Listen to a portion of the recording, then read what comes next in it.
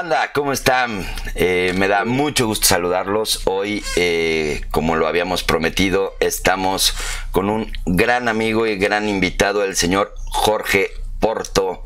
Mi querido Jorge, ¿cómo estás? Muy bien, señor, muy bien, muy contento y muy orgulloso de poder charlar contigo allende los mares. No, hombre, el orgullo es mío, amigo. Muchísimas gracias por darnos la oportunidad de platicar contigo. Como viste, porque además creo que estuviste muy atento de Facebook y estuviste contestando algunas preguntas que iban a ser una locura contestarlas aquí. Muchas preguntas, amigo. La gente está con preguntas importantes de lo que haces, amigo.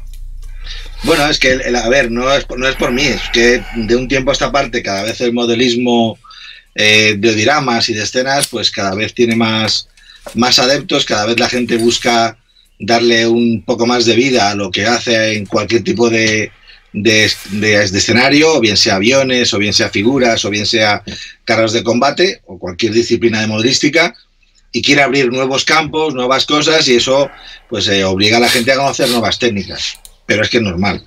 Y además con el tema del coronavirus ahora mismo, que todo el mundo tiene tiempo, de hecho ayer leí que había gente, bastante gente que había dejado el modelismo hace años y que lo había retomado otra vez, pero encima con mucha fuerza además.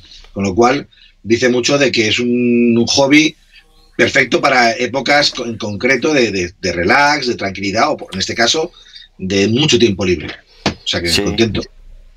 Bien, sí, digo, definitivamente, además, no sé qué te ha parecido a ti en los en vivos, pero la gente tiene muchas dudas sobre los dioramas, viñetas, bueno, es una locura. Amigo, pues voy a empezar con las preguntas, porque tenemos muchas y no te quiero liar, porque para ti ya es de tarde, para mí es de mañana. Yo no tengo prisa, ya lo sabes, yo contigo lo que haga falta. Y tenemos mil cosas que hacer. Empezando por el querido José Luis Fuminaya, nuestro gran amigo José Luis, dice, ¿cómo pintar las plantas cortadas al láser? Bueno, ahí juego con ventaja, porque justamente ayer en el último directo que hice, de los cuatro temas que toqué, uno de ellos que fue muy extenso, fue precisamente eso, fue cómo darle a las plantas de láser, cómo darles más vida y cómo que pasen de ser la típica hoja de papel láser impresa a una hoja de papel láser con más vida a través de la pintura, a través de los barnices y dándole formas y volumen. O sea que en ese caso yo les invito a que se dirijan al vídeo de Amo, porque van a tener 10-15 minutos de sesión de cómo explicar paso a paso a pintar ese tipo de hojas. Dice Álvaro Bastante, dice, ¿cómo utilizar las plantas naturales en dioramas? A ver, las plantas naturales en dioramas, para empezar, hay que trabajarlas con un proceso de sellado. Entonces, para una planta natural sellarla, lo primero tiene que ser solamente la planta, no tiene que tener ni la raíz a la que va añadida, ni trozos de piedra, ni de tierra, ni nada. Tienes que coger la planta, cortarla y meterlas en una solución de glicerina vegetal y agua, en proporción de 80 de glicerina y agua 20%. Se meten en agua durante 24 horas 48 y al cabo de ese tiempo se ponen en un colador, se le deja que el producto se vaya yendo y lo que hace la glicerina es literalmente cerrar todos los poros de la planta para evitar que pierda la clorofila, que es esa sustancia que la mantiene verde. Entonces lo que hace es cerrar los poros. Luego cogéis tranquilamente, la pegáis la pegáis en la escena y arreglado. De hecho, yo tengo escenas que tienen ya sus 8 o 10 años con plantas naturales que mantienen ese mismo color. Ok. O sea, que es eso, fácil, muy sencillo. Ok, perfectísimo, perfectísimo. Fíjate, eso tiene, hay muchas dudas sobre la planta natural, Como que nos da miedo, ¿no? No, es muy fácil. Eso, digo, sí es muy importante que sea glicerina vegetal, no la glicerina de farmacia, porque lo que hace la diferencia entre la de farmacia, que es sintética, y la glicerina vegetal es precisamente eso, que tiene productos naturales que se sintetizan con la clorofila y con los productos naturales de la planta y la mantienen viva, pero como estuviesen como las momias. Lo mismo, las tienes embalsadas y no se mueven. Entonces mantienen sus propiedades. De hecho, tengo ahí una caja muy grande de musgos que compré una empresa americana hace muchos años, que ya no existe por desgracia, que cuando la abres huele a vegetal, huele a verde. La tengo metida en una caja hace 9 años y cada vez que la abro huele igual. O sea, no ha cambiado ni los tonos ni nada. O sea, que yo recomiendo glucitina vegetal, sin problema. Ya. Perfectísimo, perfectísimo. Yo por aquí, José María, que creo yo que le contestaste a José María Vivar. José María Vivar creo que hizo 10 preguntas. Dice, ¿el producto WetFX se puede mezclar con pintura, por ejemplo, para hacer un reguero de sangre? Yo supongo que... Hombre, sí se puede. A ver, se puede porque son productos compatibles. Lo que pasa es que sí le comenté que... Primero, con la sangre hay que tener mucho cuidado porque la sangre, para empezar, en el momento en el que la sangre sale del cuerpo humano, se empieza a oxidar. Y la gente cree que la sangre es una sangre muy roja. No, no. La sangre, según sale del cuerpo humano, se empieza a oxidar y se empieza a oscurecer. Y donde mejor lo podéis ver es en las películas de los zombies. La sangre sale muy oscura y hay que tener mucho cuidado porque realmente no hay que pasarse con con exceso de vida, porque no es así. En el momento que hagas un disparo, sí, pero en el momento que pase un tiempo y estás desangrándose, hay que dejarle una separación entre la herida viva y la que se va apoyando, con lo cual procurar que no sea un brillo tan potente, sino empezar a trabajarla mejor con barniz satinado. Ya, ok. Luego dice... Juan Antonio Masayas dice, hola, me gustaría saber cómo hacer agua y cómo dar movimiento al agua, gracias. El tema del agua, Jorge, te urge un video que nos expliques cómo utilizar las aguas que tenemos en Amo. Pues ya lo tenéis, en el vídeo de ayer os explico cómo hacerlo. En el vídeo de ayer, en la demo de ayer, dividí la demo la dividí en 4 partes. La primera parte, que era el tema de la nieve, que también es un tema muy recurrente, expliqué a través de, en este caso sí fueron vídeos tutoriales durante casi 1 hora explicando la nieve. El siguiente paso fueron 2 formas de trabajar el agua en la escenografía. La primera es con los productos de Amo, que he de reconocer que es un producto que está sobre todo basado para su aplicación en modelismo naval o el modelismo de aviación cuando trabajas con aviones o hidroaviones en agua. Cuando trabajas sobre superficie de tierra, yo recomiendo mejor, si es agua en cuanto a charcos o pequeñas zonas, pues o bien el barniz cerámico o productos de tipo, pues eso, barniz cerámico o tipo WetFX, que te permite hacer pequeños charcos. Cuando ya el agua es más un lago o un gran charco o zonas, por ejemplo, un embarcadero, entonces yo siempre propongo, porque es lo que más uso y lo que más cómodo y dócil de trabajar es la bicomponente.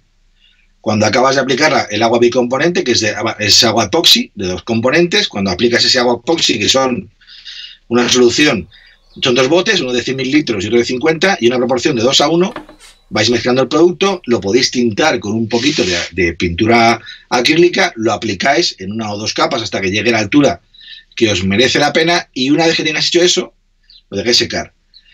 A la segunda parte de la pregunta, que era darle movimiento, pues hay muchos productos. Tenéis, hay uno que es el Water Texture o el WaterFX, que bueno, pues lo mismo, lo aplicas. En el vídeo de ayer se explica ese proceso, en el cual tú aplicas el producto, le haces a modo de ondulaciones o de oleaje medio, y lo que ves es una pasta blanca. No hay problema. La pasta blanca a cabo de 3 horas desaparece y se convierte en una ondulación transparente. Pero lo bueno de ese producto es que os permite distribuirlo, expandirlo, hacer agrupaciones para generar oleaje o pequeñas acumulaciones para generar espuma o una pequeña ola. Entonces, ese es el proceso fundamental o básico para trabajar el agua.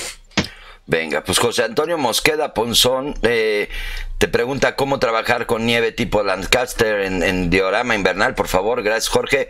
Creo que en el video que comentas de ayer en el en vivo quedó sumamente claro, ¿no?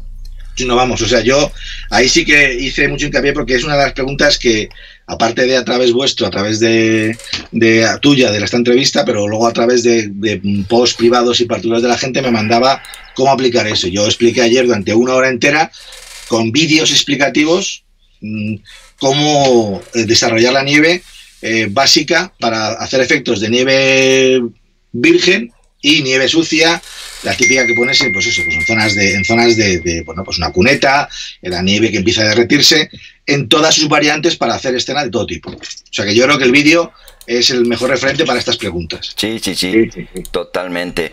Dice Carlos Gómez Urban, ¿cómo darle textura y marcar ladrillos y elementos en el poliestireno extruido? ¿Y con qué sellarlo para poder pintar sobre él? Creo que es una pregunta que te han hecho muchas veces, ¿cómo sellar el poliestireno extruido, no?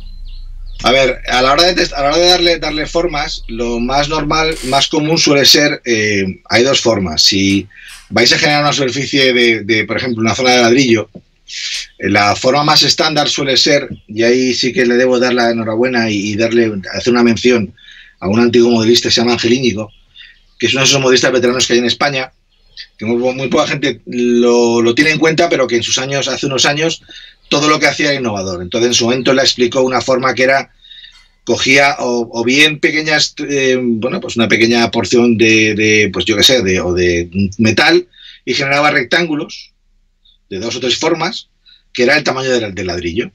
Y lo que hacía era pegarlo, era pegarlo a un vástago para poder hacer incisiones, para poder generar el enladrillado o el adoquinado de un adoquín.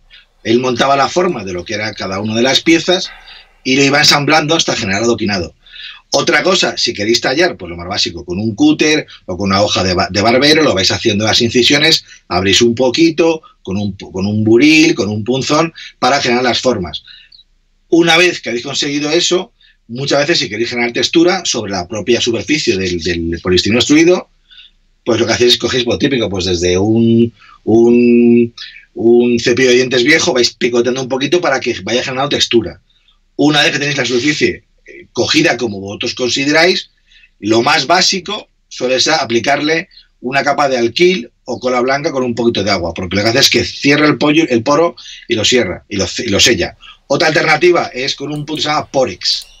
Es una masa, una masa muy parecida a la que se genera con la escayola y con el agua, pero no tan seca. Lo montáis, lo cubrís.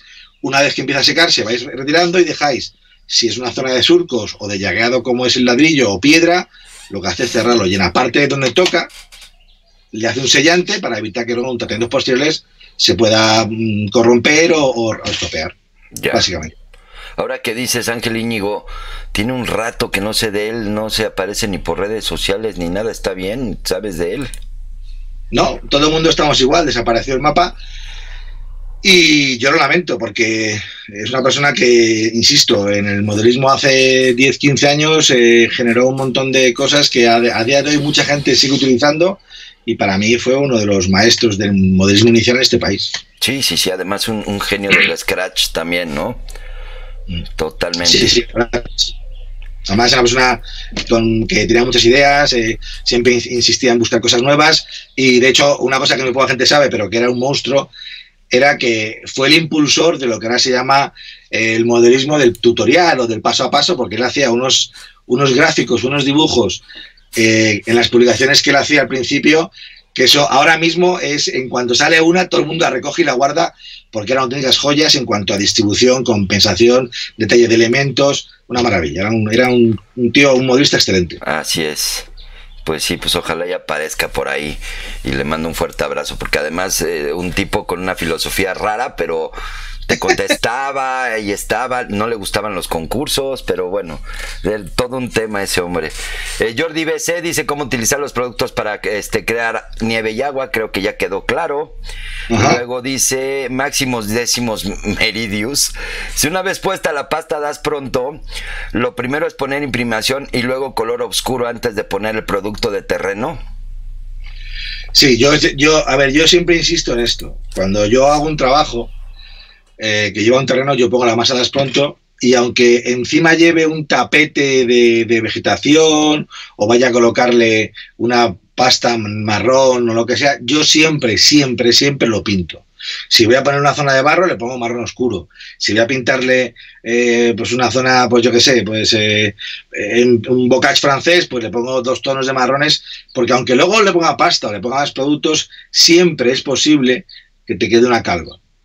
Entonces, una calva es más fácil taparla cuando has empezado a pintar. Es como la imprimación. Por ejemplo, muchas veces los figureros, para evitar encontrarse con dificultades para llegar con el pincel a una zona de una axila, por ejemplo, la figura la pintan en negro.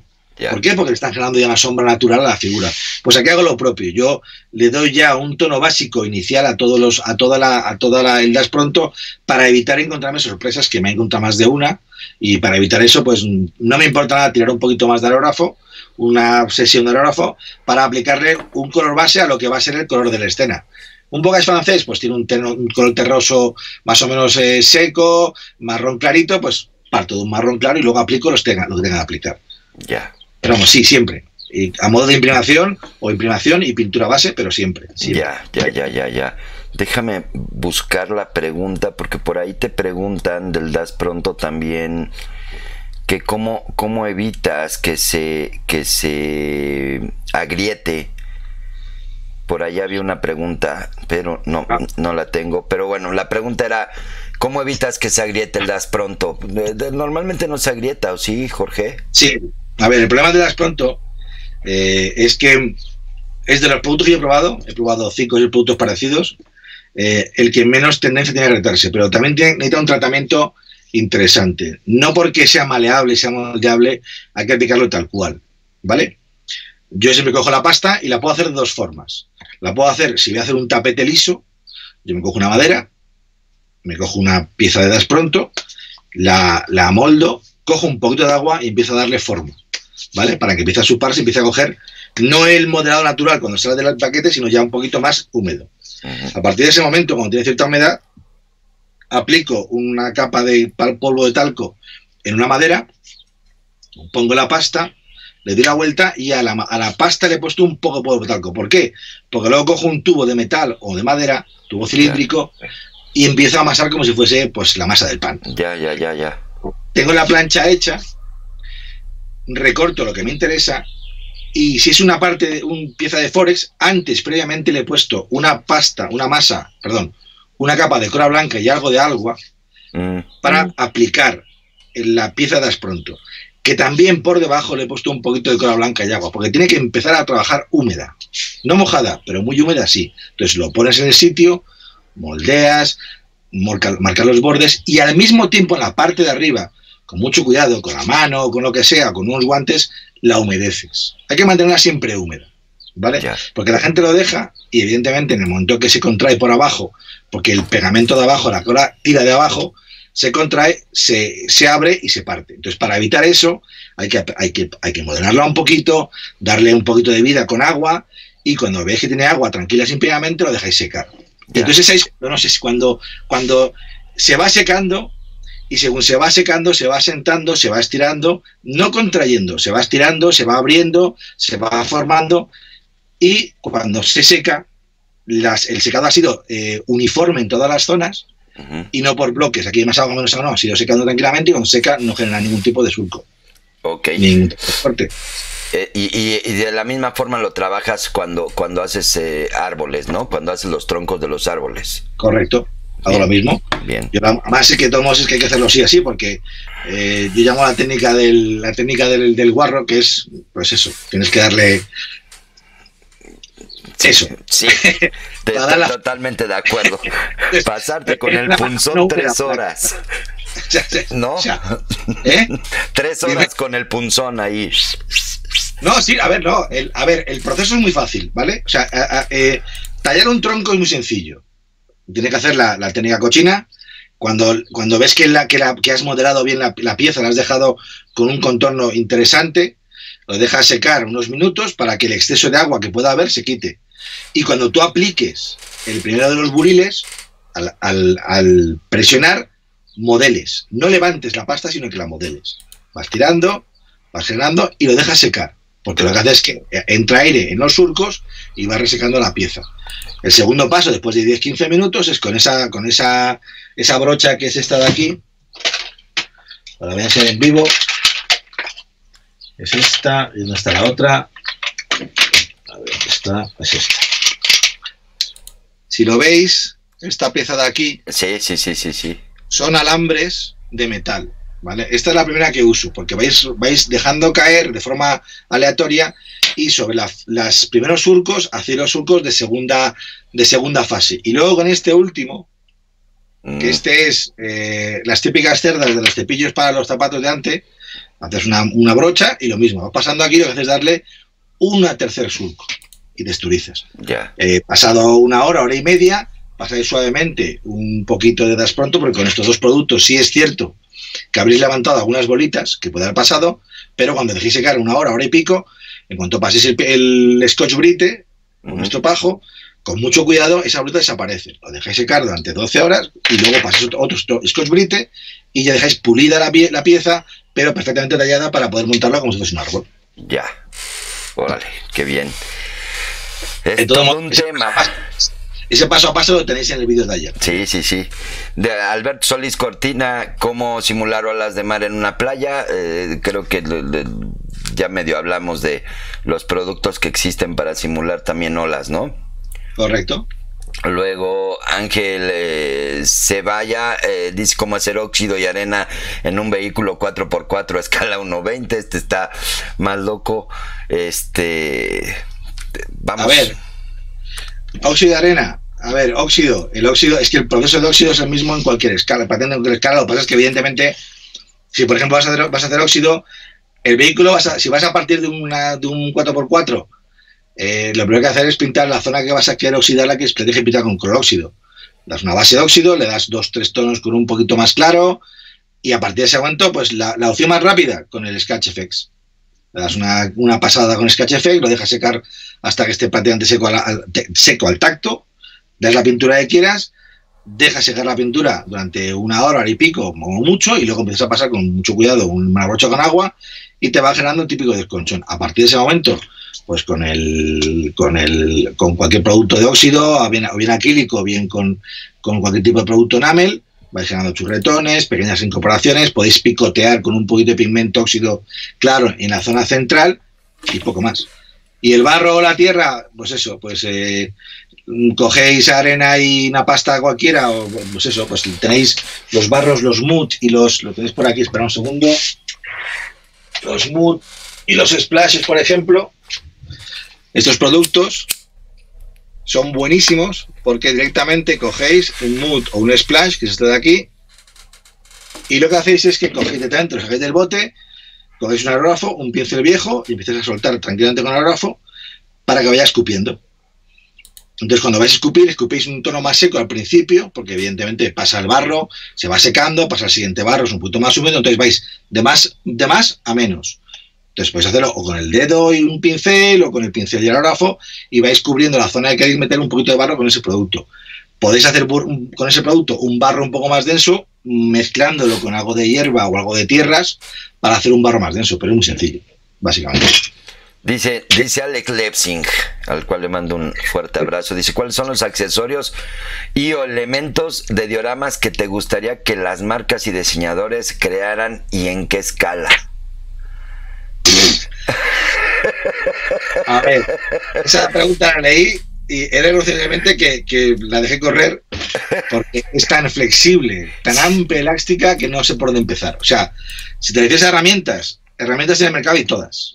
Lo que pasa es que lo bueno del... Mira, una cosa que yo siempre hablo, cuando hablo con la gente sobre el mundo de la escenografía, la diferencia más importante que hay entre la escenografía, bajo mi punto de vista, y la escenografía y el mundo y las disciplinas de vehículos, de carros de combate, es que se presta mucho más al modelismo casero. Ya. Por ejemplo, me han preguntado cómo hago yo las verjas o una valla electrificada en una Stena 85. ¿Usas el alambre o entonces? Digo, no, yo para hacer eso utilizo el tul de las faldas de las bailarinas. Así es.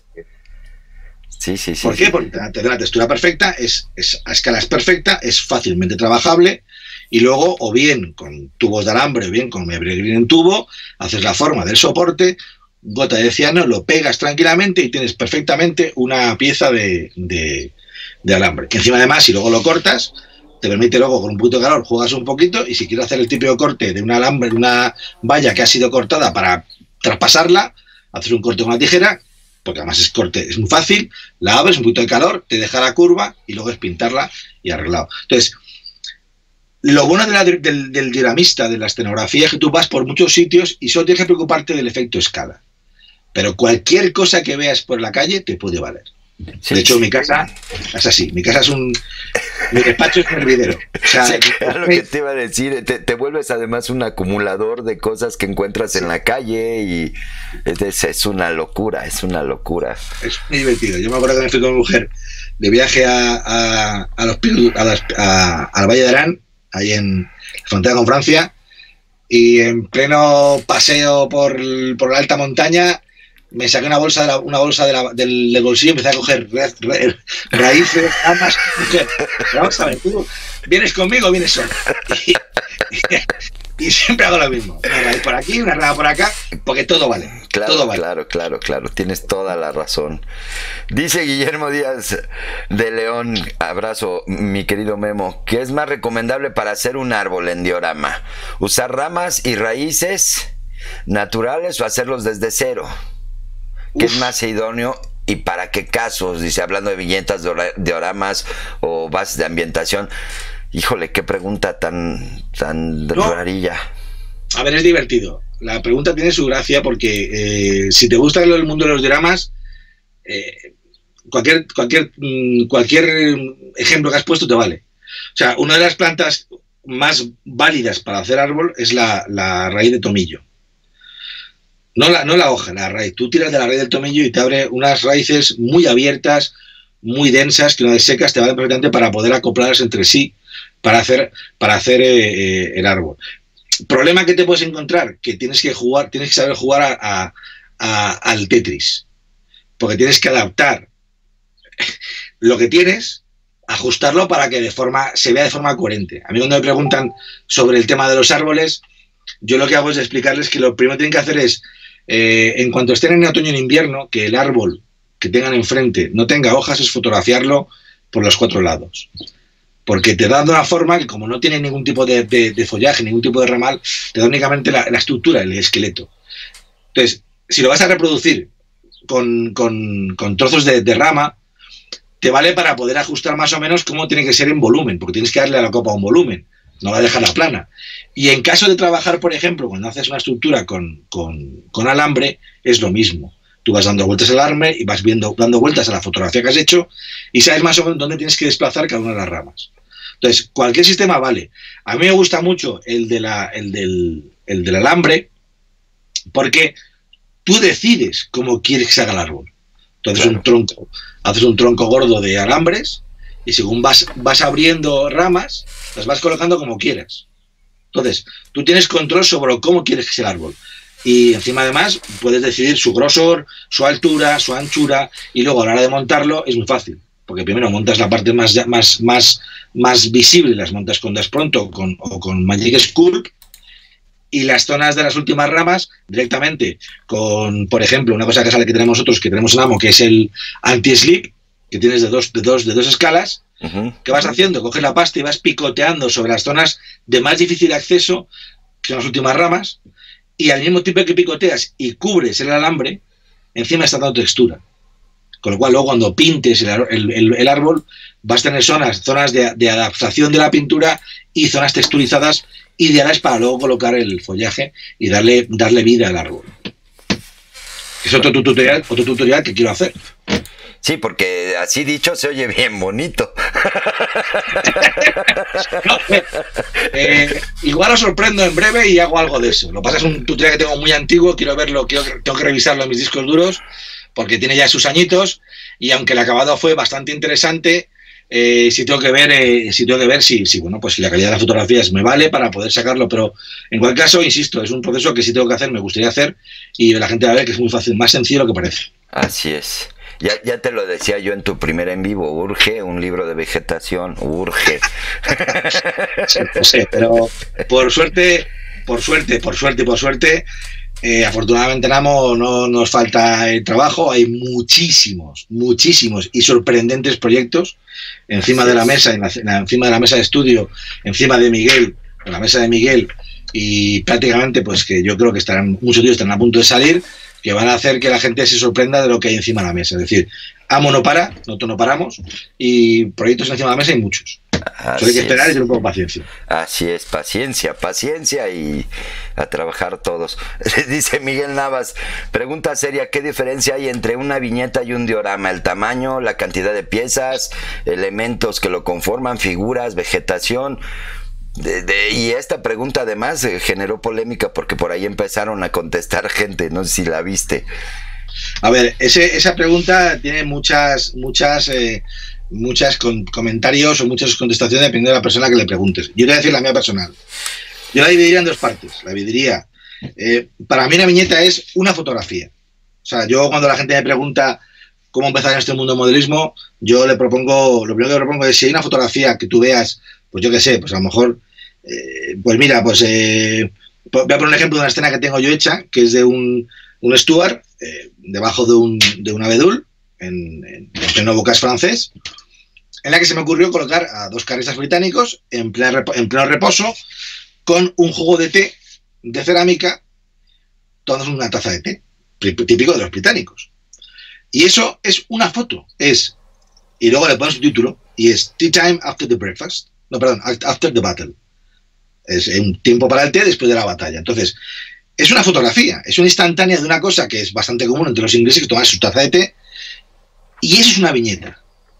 A partir de allí, la escenografía de una diorama puede abarcar una idea en conjunto y pequeñas ideas. Aparte, por supuesto, que varía el número de vehículos militares, el número de figuras, y por extensión, obviamente, pequeñas historias dentro de la gran historia que es el propio diorama.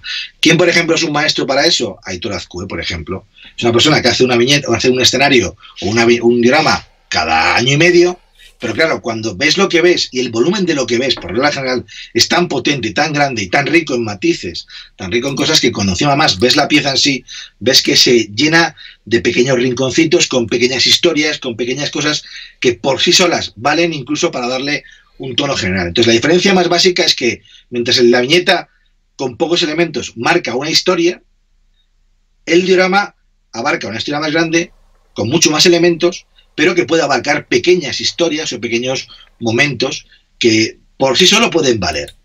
Entonces, es la diferencia que yo veo más potente en cuanto a un diorama y una viñeta. Sí, claro. Yo te voy a hacer una pregunta que nadie hizo y se me hizo muy extraño que nadie la realizara. ¿Tú pintas tus figuras? Sí. Es que digo, de repente creo que perdemos la noción de lo que vemos, porque eres muy bueno trabajando todo el concepto de estas últimas dos viñetas que terminaste. A mí en particular me encanta la de los hombres estos con las máscaras y todo esto, que además la pude ver en vivo en Leganés porque la llevaste por allá. Me fascina, pero de repente decimos Jorge Porto y es escena, ¿no? Nos vamos a la escena, a los árboles, a cómo trabajas, y porque en los concursos en los que estás o en donde has estado dando pláticas, te abocas a la escena. Pero correcto, cuando ves el trabajo de las figuras dices, oye, Jorge. No, tiene con qué, con las figuras. Eres bueno pintando figuras, muy bueno. Yo, a ver, reconozco humildemente, bueno, en la escena tuya en concreto, en tu escena en concreto, en esa, yo llevé dos. Una que eran unos zombies andando al lado de una gasolinera, y otra que eran dos stalker con un tubo con radiación. En esa escena en concreto, de las dos figuras, yo pinté la que estaba detrás. La que estaba delante, concretamente, esa fue una maravilla que pintó mi amigo Ricardo Merino, que, bueno, pues tuvo la diferencia de, como era un regalo para un amigo nuestro, pues él me dijo, venga, déjame que yo colabore pintando la figura. Y el resultado salta a la vista, fue espectacular. A ver, sí es cierto, y es un poquito mi historia, yo llevo en esto muy poco tiempo. Yo llevo, pues tengo 52 y empecé hace 17, 18 años. No llevo mucho. Pero sí es cierto que cuando empecé con esto, porque sí que me gustaba el modelismo y hice mis chorraditas de pequeñito, pero nada serio, sí es verdad que tenía muy claro a dónde quería llegar. Y era el mundo de las viñetas y la escenografía, pero quería ser un modelista completo. Es decir, yo quiero hacer todo. Entonces, lo primero que hice, y es una cosa que recomiendo a la gente, es me centré en aprender a pintar figuras. Yo me fui a una de las tiendas de modelismo más conocidas de figuras de este país, que se llama Figuras Benedito, que, bueno, pues desafortunadamente justo cuando fui a hacer el curso de figuras de Benedito, desafortunadamente pues, el señor Benedito falleció, pero el que ahora es el dueño de la empresa, que es Pepe Hidalgo, que es un excelente pintor de figuras, pues nos hizo unos cursos. Yo decidí que tenía que aprender a pintar figuras porque las figuras le van a dar la historia y la vida a la escena que queramos hacer. Cuando la gente me pregunta, oye, ¿qué libro de figuras comprar? Digo, ninguno.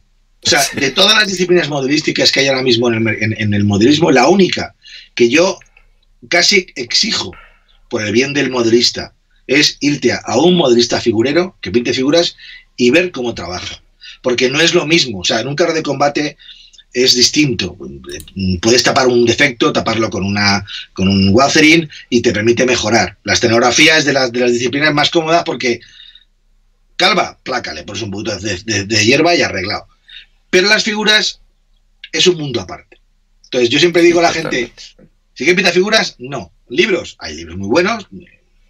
De hecho, ahora mismo estamos sacando un libro buenísimo que es una enciclopedia de Rodrigo Hernández, el hijo de Rodrigo, el señor todo el célebre Rodrigo, que es buenísima, una enciclopedia buenísima para gente que sabe pintar figuras, porque lo que muestra esa enciclopedia es perfecto, pero para aprender a pintar figuras, sí, tú tienes que notar al figurero que te explique el tacto del pincel, la textura de la pintura, los trazos, las transparencias, y eso lo tienes que ver en vivo. Y es uno de los grandes modelistas en cuanto a explicar esas cosas, es Julio Cabos, que es muy bueno. Pepe Hidalgo era una máquina, de hecho yo salía aprendiendo muy bueno. Y Julio Cabos, eso todo cuando quieres aprender a pintar figuras con aerógrafo, porque es una forma muy válida. Pero yo siempre recomiendo eso. Entonces, cuando acabé mi sesión de figuras, que fue cuando hice ya ese cursillo y pinté unas figuras, pasé a la siguiente, que era empezar a hacer carros de combate o vehículos y luego pues la escenografía. Pero siempre lo hago todo. Yo lo hago todo. Sí, eres un todoterreno, un 4x4 eres. Todo, sí. Sí. De cuerpo soy 4x4, sí, eso es verdad. Sí, es gigante este hombre, es enorme. Dice Antonio Fernández Lugo, ¿qué masilla biocomponente usas para texturizar los troncos de los árboles? Magic Sculpt. Ok. Te puede variar Magic Sculpt, Milliput, pero yo uso Magic Sculpt. Ok, perfecto. Dice, espérame tantito, José María Vivar, ¿publicarás algún libro próximamente? La gente quiere el libro, Jorge. A ver, tengo muchos proyectos, muchos, porque de hecho antes que en Amo no paran, de hecho tenemos la suerte de tener a Miguel, que Miguel yo considero un bombardero. Yo estuve con Miguel hace unos años. Tuve, como tú tuviste la suerte, el privilegio de poder compartir con él un día entero. Sí. O sea, cuando tú vas a ver a Miguel y Miguel sabe que vas a ir, se vuelca en ti. Y yo estuve con él durante 2 días y lo que me llamó la atención fue que era sentarte con él y cuando empezabas a hablar de modelismo, te empezaba a dar su punto de vista del modelismo, empezabas a encontrar una persona que automáticamente empezaba a sacar ideas, ¿no? Y podemos hacer este libro, ¿y por qué no? De hecho, el libro de Miniar nació ahí. Porque, bueno, Miguel es como es y sabía cuál era mi vertiente, que es lo que me gustaba. Yo le mandé algunas cosas que había hecho y me dijo, oye, ¿y por qué no? Digo, no preguntes, ya empiezo. Entonces, y luego hay más proyectos. De hecho, de ahí también nació un proyecto que al final se hizo a medias, pero que era un libro de trenes y de ferrocarriles. Pero ahí salió, empieza y no para, es que, oye, y entonces lo apunta y lo piensa y lo hace y suelta lastre y suelta y comenta, como te pasaría a ti seguro. Sí, a ti te mando un recadito seguro. Sí, ese es un tsunami, ese hombre es un tsunami, no hay otra forma de definirlo, es un tsunami. Dice, hola Jorge, dice Manuel Alcántara Alcover, hola Jorge, ¿cómo le das más profundidad a la vegetación? Sobre todo en un diorama de jungla para que no se vean huecos. Muchas gracias por tu tiempo, te dice. Pues mira, la vegetación, la foto estándar de vegetación en Vietnam, por ejemplo, es hojas a saco. Entonces, tú tienes que mirar tu viñeta con profundidad y en 3 dimensiones. La primera dimensión te la va a dar el suelo, que es lo primero que montas. La vegetación, el césped, la tierra. De hecho, además ayer al final de uno de los cuando hablaba al final de las hojas láser, exponía, y creo que lo comenté, exponía un par de fotografías de dos viñetas que hice en su momento de Vietnam, en la que hablaba de que primero lo que hay que hacer es el suelo y las bases, el suelo, la escultura que había y trabajarlo. A partir de ese momento es acoplar siguiendo un triángulo visual de mayor cantidad de información poco a poco para abajo, pero siempre encastrando el material.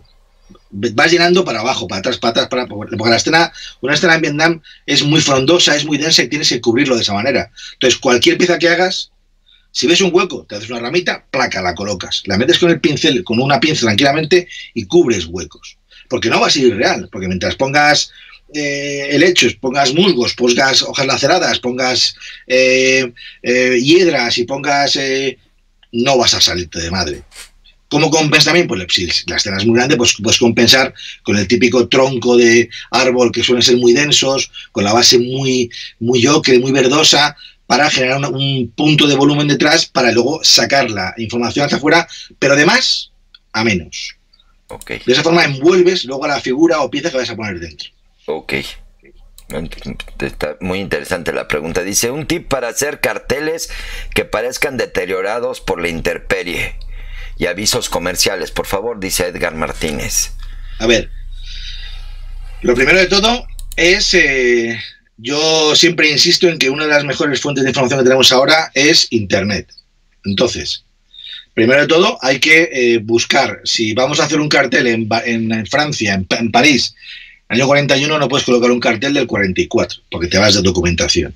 A partir de ese momento, ¿qué haces? Bueno, pues te vas buscando información de carteles de esa época en la que vas a trabajar, y cuando tengas el cartel, lo descargas en tu ordenador, y la opción más básica es, con cualquier tipo de programa que tengas, hasta el Word, te tienes que hacer una escala más o menos de cómo es el cartel. Un cartel, por regla general, ocupa... en plan bruto, ¿vale? Vamos a hacer un plan, para no a tomar medidas, pero en plan bruto, un cartel puede ocuparte lo que sería, pues desde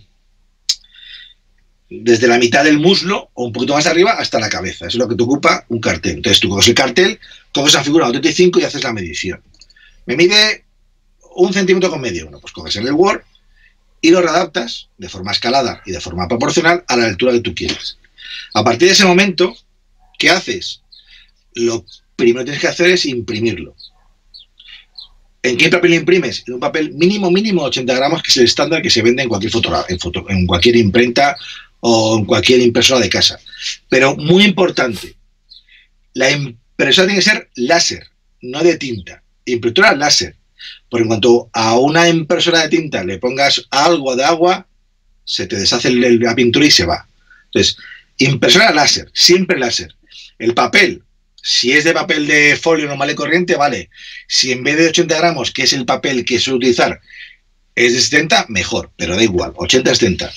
Y como tengas ya la pieza, como cuando le pongas cualquier tipo de líquido, no se va a deshacer la pintura porque es láser, yo lo que hago es cuando voy a pegarla sobre la pieza en cuestión, o una de dos, o previamente la humedezco con agua y cola blanca y empiezo con mucho cuidado de 2 pinzas, a empezar a romperla, a detenerlo un poquito, los bordes, cubrirlos, doblarlas, y cuando tengo más o menos la forma que me interesa, la pego en la pared, donde voy a ponerla.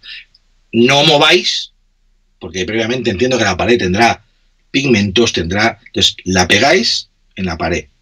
y lo dejáis con el pincel. Si habéis doblado una esquina, pues la dobláis un poquito que se quede para afuera, para darle volumen, para darle la típica sensación de deterioro. Una vez que el producto es secado, y está totalmente seca, tan sencillo como yo prefiero trabajar con acrílicos, porque controlar el enamel hay que saber muy bien cómo controlarlo, porque hay que descargar mucho la pintura. Con el acrílico es más sencillo, ¿vale? Coges una carga de acrílico de 80% de agua, 85% de agua y el resto de acrílico, y manchas las manchas.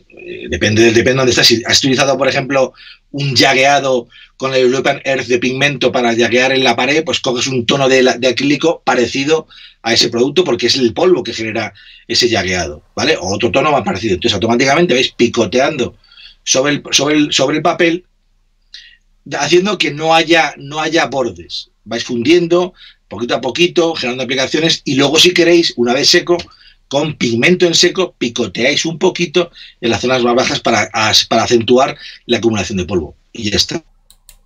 No hay ningún problema. No, sí, te digo, fácil se oye. No. Fundamental. Jugar con la escala, fundamental. Que la documentación coincida con el plazo de tiempo en el que estás, porque si pones un cartel de 43 en Francia en el 41, cualquier modelista con ciertos conocimientos históricos te va a tumbar la escena porque está descolocada. Pero para eso Internet te permite. Ahorita que estás hablando de eso, Bernardo Bautista dice cómo hacer que todo se vea correctamente escalado. Pongo un ejemplo. Midiendo, si hay, en Internet muchas veces tú preguntas cómo eran los postres del año 44, te van a decir las medidas. Y luego ya son de regla de 3. Si a unos 100 el producto, la pieza mide 20 centímetros, divídelo por 25 y te va a dar la escala. Si no, lo más común es viendo fotografías y viendo a la persona al lado de un cartel, veis más o menos lo que ocupa. Lo que he dicho antes, un cartel puede ocuparte desde el muslo para arriba. Pues mira, pues me ocupa lo que sería 2/3 partes de la figura. Y la figura mide 2 metros, pues yo voy a cogerlo de 1,40. Pues con eso lo aplicas a la de colocarlo y vale. Las hojas, por ejemplo, con las hojas. La naturaleza se presta a hojas de todo tipo de tamaño, pero hay una cosa que se llama miento de Pinocho, que es cuando una hoja lacerada, por ejemplo, te puede ocupar esto, que las hay. Pero la gente, tú lo pones una escena a eso y la gente dice, no, te has ido de escala. Entonces, para evitar eso, recurre a lo más estándar. Es decir, si yo cojo una hoja en la calle, me la pongo en la mano y veo lo que ocupa, cógete una hoja de las de 1,35 que se venden y la pones en la mano de una figura de 1,35. Si te coincide en escala con la tuya, está perfecta. O sea, es a ojo, pero siempre comparando. O, por ejemplo, mira, me decía la gente... con el tema, una cosa muy válida, por ejemplo, me decía la gente, oye, que es que, por ejemplo, para el tema de los terrenos, de las tierras, de los terrenos, el desierto, ¿cómo hace un desierto a 1,35? Digo, yo no le hago textura. Yo hago ondulaciones con el dash pronto y no le pongo textura. ¿Cómo que no? Digo, muy fácil. Cógete una fotografía en internet de una figura en mitad del desierto, que esté en la duna. Y esa fotografía la vas reduciendo en tu pantalla hasta que coincida en tamaño a una figura de 1,35. Y tú miras las fotografías y te fijas que no tiene grano ninguno. Sí, no hay textura, claro. Tienes toda la razón. La mejor forma es utilizar una figura 1,35 o una 48 o 72 y cogerte una fotografía de lo que quieres reemplazar. Es decir, el más ejemplo claro es el desierto. Un desierto, el de Gobi, tú coges una figura a 1,35, la pones al lado en tu pantalla con una fotografía con otra figura a 1,35 y verás que las ondulaciones del desierto no tienen textura ninguna. Ahora, rocas, piedras, pero lo que es la arena no genera textura ninguna. Entonces, ese es el efecto más claro que puedes utilizar. La pantalla del ordenador, fotografías en internet y luego, por lo típico, la hoja. Si la hoja una hoja en tu casa mide esto, es esto, y pones la mano de 1,35 de una figura y pones la hoja y mide esto, sabes que la hoja que tienes tú en la mano es la misma que esa. Y ya tienes la escala hecha. Luego ya puedes ser profesional, buscando medidas, haciendo escala de 3, pero vamos, la básica es con el ojo. Ya. Dice, Dice Francisco Remesh Olmedo Montaño. Ya tengo una, dice. ¿Cómo usar primer correcto para iniciar a pintar? Dependiendo del color del modelo. Sí, si vas a utilizar... A ver, Amo, por ejemplo, tiene 6 colores distintos de imprimación. 6. Si yo, por ejemplo, voy a imprimar... te pongo un ejemplo muy claro. Yo tengo que pintar ahora, por ejemplo, unos muebles, que quiero pintarlos de madera. Yo uso el Sand Primer, el Desert Sand Primer. ¿Por qué? Porque yo en este caso voy a aplicar la técnica del óleo. Entonces, ¿para qué cubrir los detalles de mi mesa o de mi armario 2 veces con 2 capas de pintura? Cojo el Sand Primer, lo aplico y tengo la imprimación y la capa base necesaria para luego aplicar el óleo y generar la textura como si fuese madera. Un carro oxidado, ¿para qué vas a pintarlo de gris o de negro? A ver, puedes hacerlo si vas a generar modulación o fenómenos de volumen en la pieza. Partes de un negro y luego en el óxido vas haciendo nubecillas para prácticamente cubrir la maqueta, pero dejas de unas zonas con un marrón muy oscuro porque el negro de atrás no lo has tapado por completo. Entonces sí, pero si vas a partir de un color plano de imprimación, un óxido. Entonces, si tienes gamas de colores de imprimación para aplicarlo, no imprimas 2 veces, imprima con el color que más se ajuste a la pieza que vas a trabajar. Sí, que ahora en Amo tenemos 6 colores diferentes de One Shot, ¿no? Correcto. Qué bueno. ¿Qué filtros recomiendas para vegetación y zonas terrosas? Dice José María Vivar. Mira, los que más uso son estos. Mira. Cuando esto es una terrosa, no me da igual, lo puedo explicar en cualquier caso porque en el momento que la escena tenga algo de vegetación, cualquier composición de filtros te vale. Entonces sería este es uno, ¿se ve? Este para composición de terrosas un poquito más claras, incluso se me apura hasta un desierto, porque le vas a dar un punto de profundidad. El brown for dark yellow. El tritone for camo. Okay. Y el brown for desert yellow. Pero sí, el brown for dark green, que ya lo expliqué, ya lo he enseñado antes, este es con mucho el que más uso. ¿Por qué? Porque el 90% de mis escenas parten de una unión entre tierra y vegetación verde. Entonces es un producto que cuando se mezcla con el marrón del suelo, le da un tono, sobre todo en la cercanía, a zonas de hierba, le da cercanía e integración entre los dos campos, la tierra del terreno y el verde de la hierba. Entonces, pero son los 5 productos que en escenografía, a nivel de filtros, más uso. Cojo una pipeta, dejo caer la gota y que expanda por capilaridad. Ya. Sí, digo, en los videos que pronto también, digo, ya están en Facebook, que los pueden ver, pero en los enlaces en directo que has estado haciendo, hablas mucho de ese filtro, ¿no? Sí. Dice Oscar, dime. No, que digo, o sea, para mí ese en concreto es el que más uso, pero con mucho. Ya. Oscar Collins dice, buenas tardes, ¿podrías preguntarle cuáles serían los materiales esenciales para realizar un diorama básico? A ver, el primero es... Irte a Francia. Dices. Sí, la verdad que sí. A Francia o a Tours o a Argelia, da igual, donde sea, depende de qué hacer. A ver, el primero y fundamental es el poliestireno extruido o Spirofoam. Es el material más utilizado para generar las bases. ¿Por qué? Porque es un material, primero, que es muy barato, porque, a ver, hay gente que lo compra en tiendas de maquetas y, bueno, pues su precio es un poquito más caro para lo que es comprar en otras tiendas en las cuales es un aislante. O sea, esto es un aislante. Esto es un aislante para casas. Entonces, aquí, por ejemplo, en España, un aislante de, pues prácticamente de 1,80, 1,85 por 1,20, 1,25 son 3 euros. 3 euros y medio. Y tienes para muchas viñetas. Esa pieza, una pieza A4, te vale 6 euros en una tienda de maquetas. Yo lo siento, pero es que hay que economizar, es lo que toca. Entonces, eso es lo primero, porque luego encima más, cuando tú lo colocas, es fácilmente trabajable. Se recorta, se trabaja sin ningún problema, se adapta y puedes generar los volúmenes básicos para el terreno. Y además, si lo aplicas para escenografía, por ejemplo, urbana, la facilidad para poder cortarlo y su facilidad para poder modelarlo y la palabra como es, y tallarlo, es perfecto. A partir de ahí, si hablamos de escenografía natural, el Das Pronto, porque es el producto que más se adapta a lo que necesitas en cuanto a creación de terrenos.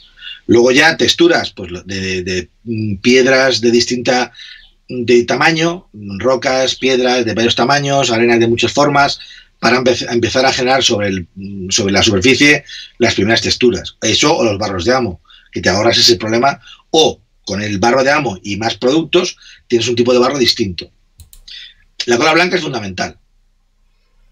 Pinceles viejos, de todo tipo, de los típicos pinceles de las tiendas de bajo coste, que son los pinceles con cerdas duras para texturizar, para lo que tú quieras. Y a partir de allí, eso ya es un producto que te valen igual los productos de carros de combate como los otros, pero sobre todo lo básico, y luego pues a nivel pinzas, cola blanca, pegamentos de contacto, pegamentos, y a partir de allí lo que quieras, reglas, pero lo más básico, esos 4 elementos son esos, los más básicos. Venga. Dice, bueno, este era el del Das Pronto, que ya lo encontré, que se agrieta en partes que no tenía que agrietarse. ¿Qué haces si se seca el Das Pronto y se agrieta en partes que no tenían que agrietarse? Dice José María Vivar. Pues ya está, coges un poquito más de Das Pronto, lo humedeces y lo vas a pegar. Y vámonos a rellenar grietas, ¿no? Sin ningún problema. Lo que tienes que aprender es a eso, aprender a que el producto, la masa, tiene que estar húmeda. Aplicarla, vais picoteando, pero siempre con el pincel mojado, siempre, húmedo, siempre. Yo te voy a interrumpir tantito, Jorge, ahí, y te voy a hacer una pregunta personal. El Das Pronto, una vez abierto, no hay forma de que lo recuperes. O sea, si abres el paquete y utilizas solamente una parte y guardas la mitad del paquete, ¿se seca, se endurece o sigue fresco? No, yo lo que hago es que automáticamente cojo, cuando abro el paquete, que me permite abrirlo a modo de solapa, en cuanto lo cierro, lo tapo lo máximo y luego le aplico cinta de carrocero o cinta de pintor hasta asegurarme que tengo todos los cierres hechos, y luego lo meto en una bolsa de plástico y la vuelvo a cerrar, porque de esa forma evito que por el calor se evapore. Okay. Puede pasar, pero yo tengo esta masa, por ejemplo, que es de Euromodelismo, me regalaron hace 2 años en Leganés, aprietas y sigue funcionando. Venga. Pues ya vamos por la última pregunta. Dice, ¿cómo? José María Vivar, otra vez, te digo que este hombre preguntó mucho, tenía muchas dudas, y le contestaste 4, además, porque te decía que si podías hacer un video, y bueno, de repente hubo preguntas ahí que dije, Dios mío santo. Dice, ¿cómo elegir los tamaños de pasto para dar realismo a la escena? A ver, en el momento que hables de escenografía salvaje, la que tú quieras. Okay. Solamente me remito a lo de siempre. Para mí es una parte fundamental del modelismo de escenografía. Fotos. O sea, si yo quiero hacer un bocage francés, pones bocage francés en Google y tienes fotografías miles. Y además estoy convencido de que hay tantas fotografías que sin que te des cuenta, una fotografía se va a encajar perfectamente en lo que quieres hacer. Pero por encima de todo, fotos. Por ejemplo, te pongo un ejemplo, un conocido mío me está preguntando sobre cómo darle salida a una pared para una escenografía. Entonces, cuando llegó un momento le dije, mira, lo que me estás mostrando no te puedo decir más. ¿Cómo voy? Vas bien, pero necesito que me des la documentación necesaria para saber qué tengo que enseñarte, qué tengo que decirte que tienes que hacer. Y me mandó la fotografía de la misma pared en verano y en invierno. Y no tiene nada que ver, nada. Porque la parte de abajo de repente se llenaba de marcas de lo típico, pues una zona que tiene debajo, tiene mucho césped, tiene el tipo de terreno oscuro, típico de terreno de Rusia o de Europa del Este, muy húmedo, que mandaba la humedad hacia la pared y la pared te generaba unos huecos muy grandes de humedades en la que veías el verdín, veías... Entonces, ese tratamiento es distinto que la fotografía que había al siguiente, que era el cerco seco y nada más. Entonces, depende de la época. O sea, parece difícil, pero muy fácil. Yo pongo bocage francés y que te diga en qué época del año estás. Si iba a hacer un carro recién llegado en el 14 de junio del 44, que además en esa época se sabe que en la época del desembarco llovió mucho, pues sabes que tu terreno tiene que tener unas características X. No tiene por qué estar empantanado de barro, pero sí que cuando pongas bocage francés y sabes que la época del año coincide con enero, sabes que por defecto más o menos te puede valer.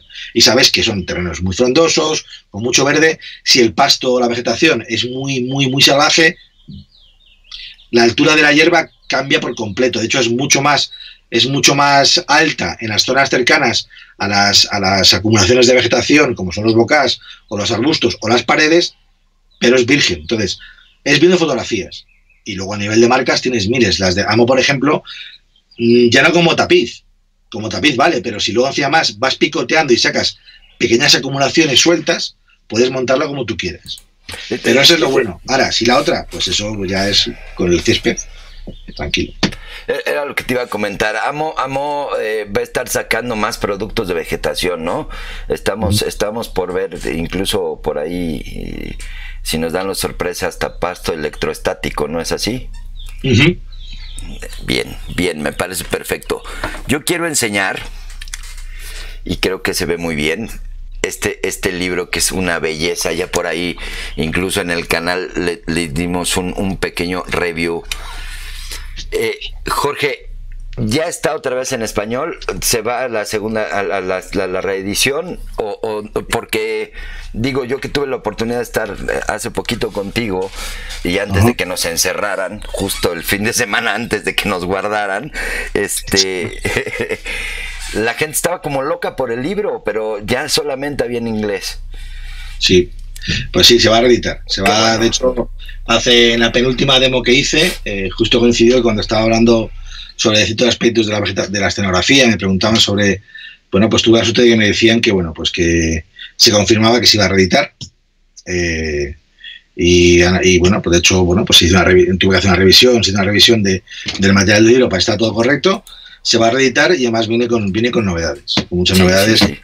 Que espero que en breve salgan. Pero vamos, sí, se va a reeditar. Estoy muy contento, porque además lo que no sé si va a reeditarse, porque también el del libro de inglés está empezando a agotar, con lo cual para mí a nivel personal es una gran noticia. Y bueno, pues porque yo creo que es un libro que se vendió muy bien y que efectivamente pues hay mucha demanda para la segunda versión en castellano. O sea que sí, contento. Pues felicidades, amigo. Pues amigo, yo te agradezco el tiempo, porque ya te quité un ratote de tu tarde, porque tú ya estás a punto de empezar a trabajar. No, es fin de semana, hoy no trabajas. Para mí esto es un inmenso placer. Además, me encanta hablar más junto a un lápiz. O sea que sí, me gusta mucho hablar. Yo te agradezco mucho, le agradezco mucho a toda la gente que se tomó su tiempo para enviarte preguntas. Hay muchas dudas. Yo sé y no le tengo que preguntar a Jorge, vienen cosas bien especiales en Amo, en las que participa Jorge, e incluso él está dirigiendo algunas otras, así que esténse bien atentos porque vienen cosas sumamente interesantes.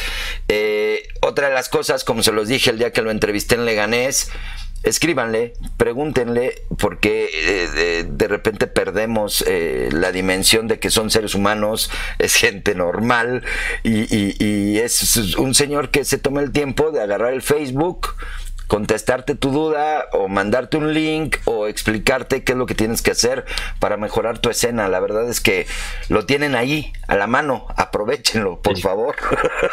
No, la verdad, sí, es verdad. Yo reconozco que cuando yo empecé en esto del modelismo, a mí me costaba mucho el poder acceder a ciertos modelistas de prestigio para poder preguntar, porque parece que la gente necesita sus secretos para él, y yo es una filosofía que no comparto.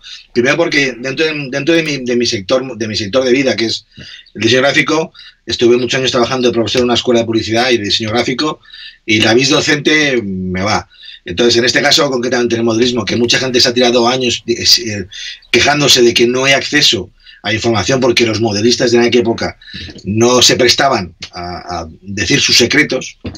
Yo soy de las personas que piensan que el modelismo nace y se hace rico y enriquece a la gente y hace que se expanda cuando, como en el caso de Miguel, como en el caso de Rodrigo, como en el caso de muchos modelistas que conocemos, hacen que sus conocimientos se transmitan para que la gente vea que esto es un hobby que, aparte de ser divertido, es enriquecedor, es creativo y, sobre todo, y cuando el objetivo buscado es el objetivo cumplido, tu satisfacción personal es muy, muy elevada. O sea que, insisto, si necesitáis algún tipo de duda, yo estoy encantado de ayudaros. Sí, amigo, pues muchísimas gracias. Pues bandita, el señor Jorge Porto contestándoles todas sus preguntas. Ya lo vieron, es un tipazo. Yo espero el próximo año estar por allá nuevamente. Ojalá y todo esto pase, lo que estamos viviendo, y podamos estar físicamente otra vez en algún concurso el siguiente año ahí en el extranjero, porque no saben, además de todo, lo divertido que es este hombre. Es de verdad. Te ríes, la pasamos muy bien, la verdad es que la pasamos muy bien, es ocurrente, es divertido, es ocurrente, es un loco como muchos de los que estamos en esto. Ay, se me suben los colores.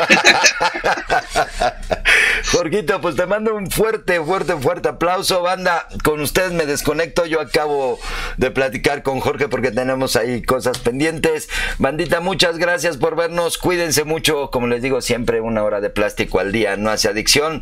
El señor Jorge Porto del Corral, amigo, un fuerte abrazo, gracias. Caballero, muchísimas gracias por todo. Venga, nos vemos.